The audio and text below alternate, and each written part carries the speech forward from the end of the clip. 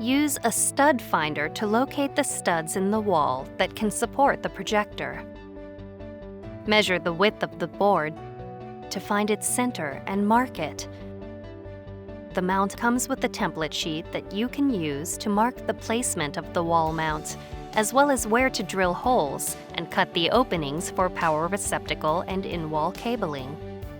Using the values you obtained from the online installation guide, place the template sheet the recommended distance above where the top of the image will be. Attach the wall plate in the location you previously placed the template sheet. Make sure the wall plate is level. Because there are many different materials a wall can be made from, screws for mounting the wall plate are not included. Be sure to use screws and anchors that are appropriate for the type of wall you are installing on. Once you've attached the wall plate, run the cables through the mount arm. Make sure you have all cables required for the installation, including the power cable. Route all of the cables for your setup, such as the VGA, HDMI, USB, and touch unit cables.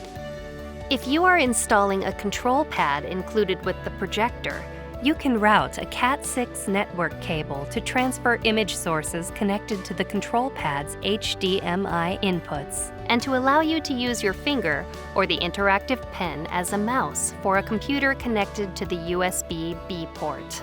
The Cat6 cable will carry video, audio, and interactive data to the projector, reducing the number of cables you need to run. You can also route a USB cable to transfer images from a connected USB memory device.